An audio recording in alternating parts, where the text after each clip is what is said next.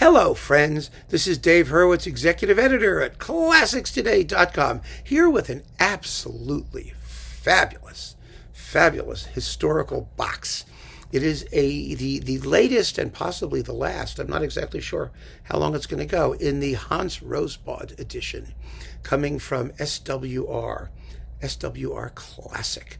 Wonderfully put together series of tremendous recordings by one of the great unsung podium geniuses, without a doubt. I mean, Hans Rosbaud was such an amazing musician. He had a reputation as a contemporary music specialist because that's what post-war German radio orchestras were kind of doing. But he was a generalist in the best sense of the term.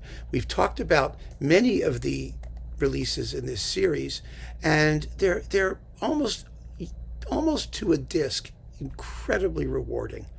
They really are. He was very fine in Haydn and Mozart. He was terrific in Beethoven. He did very good Bruckner. He did very good Mahler. He did amazing contemporary stuff, and tons of that, only a selection of which has been put out in the series. There's a lot more stuff sitting around the SWR archives in Südwestfunk, and it would be nice if they would do more. But, that's always a financial issue, and he's not as known, outside of Germany as he should be. And even in Germany, it's older stuff because he was who he was, which is just a really nice guy and a serious musician's musician, that kind of thing. He spent his life, he never had a major post with a world-class orchestra, and he never had a recording contract. He made some individual recordings for other labels. Remember, there's a couple discs on Deutsche Grammophon, a few discs here and there. But basically, what we have of him is all radio stuff. It's all broadcast stuff with German radio orchestras, particularly this one, the Southwest recordings of Southwest, whatever it's called, the Südwestfunk Orchestra Baden-Baden, which is, not the most lyrical of orchestral names. And those recordings are mostly mono because they were made in the 50s, because he passed away in the early 1960s. So very few of them are in stereo. And it's broadcast stuff and broadcast quality stuff. He was a great conductor who, for the vast majority of his life, never had a great orchestra to record with.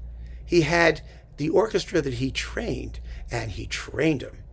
And they really play. But it's futile to pretend that the Südwestfunk Orchestra was one of the great orchestras of its day. It wasn't. It never was. It was versatile, fortunately. It was capable, fortunately. And Rosbaud was a genius. So I would say they played, beyond themselves as often as not. They really did.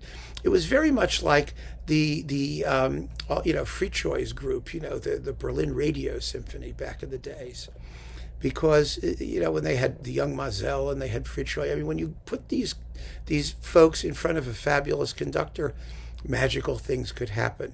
But the actual quality of the players on a case-by-case basis could be a little bit iffy, comparatively. It's not that you're going to listen to it and say, oh my God, that second bassoon.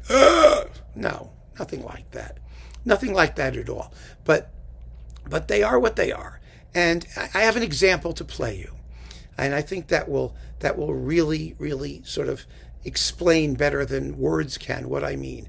I want to play for you the End of La Mer, because the End of La Mer is one of those sort of iconic orchestral moments that all kinds of stuff is happening at the End of La Mer. It requires serious balance, but it also has to be really exciting. It requires rhythm. It requires amazing textural transparency. And there are very few performances that get it all right. There really are. Or that allow you to hear everything that's going on in the music. And this is one of them. It may be mono. It may not be the best orchestra in the world, but it's the best ending of La Mer you're ever going to hear, probably, for those qualities. For that excitement combined with transparency, combined with balance. They just do everything. And here it is.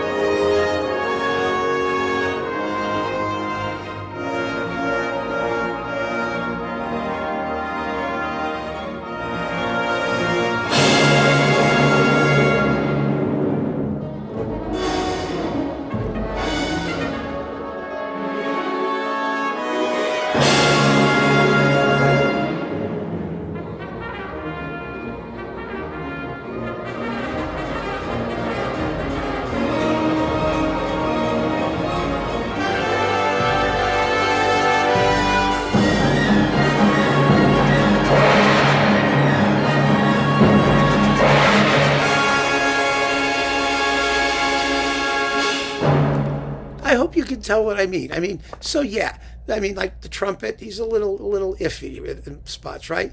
The tam-tam sounds like, you're banging a trash can lid with a a garden shovel. It's not timbrally the most wonderful thing in the world. It's a mono recording, but a perfectly good one. But wow! Wow! You hear everything, and boy, do they play for him. And that's true of all of these performances. It really is. So let me tell you what they are. Let me tell you what you get. From the Debussy disc, which is the whole first disc, you get the Prelude to the Afternoon of a Fawn, which has... It's not a fuzzy, impressionistic performance at all. It's incredibly shapely and almost, harmonically aware. It sounds very contemporary and wonderful for that reason. It's a remarkable performance. You trust me on that one. Then you get two of the nocturnes, Nuage and Fête. The custom in those days was to ignore Sirène because it required a chorus. So it was more expensive to do, and so you just leave it out. Ugh. Thank God those days are over, but they're beautiful performances. Then we've got the March Écossaise and the Berceuse Héroïque and Je, which, if ever there was a piece made for Rosbaud, it was Je, one of Debussy's most modernist and elusive creations. And here again, no impressionist fog, not at all. A performance of unbelievable shape and cohesion and clarity, and it's just so fascinating to listen to. And then finally, La Mer, all of it. Yes, the whole thing. Fabulous. Disc number 2 begins with Ravel. Albarado del Gracioso. Ooh, we love the Albarado del Gracioso. This is a piece that for some reason so many people screw up. They just don't go for it, especially at the end. They go for it. Rosbaud, for all of his precision, for all of his, he was like, I say this with some other conductors too, but I think this is particularly true of him. He was Boulez with a heart. That is, he got all of the precision, all of the accuracy, all of the clarity, but also with warmth, with humanity, with a real sense of excitement, with the thrill of making music. Just the sheer sonic thrill of what he was doing. And you hear that in this performance. Then you've got the Mother Goose Suite, the 5 individual pieces. Very, very, very evocative, beautiful performances. And then here you do have some impressionist fog. There is a certain magical mystery tour about it, if you want to call it that. And then we've got Roussel. Yay, Roussel. We've got the Concerto for Small Orchestra, the Suite en Fa, which is just one of the most delightful short orchestral works you will probably never in your life hear in a real concert. God, it should be played every 5 minutes. And the Third Symphony, a very fine, punchy, wonderful performance of the Third Symphony, full of rhythmic verve, and they really fling themselves at it again. It's wonderful. Okay, disc 3, you have Ibert, Le Chevalier Errant, the Knight Errant. When's the last time you heard that? Wonderful score, by the way. His symphonic suite, which is long. It's half an hour of stuff. This is really important and interesting repertoire, quite frankly. And Milhaud's L'Homme et son Désir, which is ballet, and this is the orchestral version, because the original has wordless vocalese stuff happening in it, and they have replaced that with instrumental lines in this particular performance, and you don't miss it a bit. There are other versions of the other version of it. So you get that, and you get Maurice Jarrett. Ooh, yeah, Maurice Jarrett. His Concertino for percussion and strings, which is only 3 minutes long. It's a very Tino concertino. The emphasis is on the diminutive, the Tino. And then we've got, Messiaen, Chronochromie, one of his later masterpieces. This is from 1960, and Rosbaud played the premiere, and this was recorded or broadcast right afterwards. So that's an important recording of a major Messiaen work. So it's very, very interesting to have as well. And then we've got disc 4, Honegger's Third, the Liturgic. You got to remember, it's really fascinating. These recordings were from the late 50s. It was a new work. It was a new work in the late 50s. It was only about, 12 years old, 15 years old, something like that.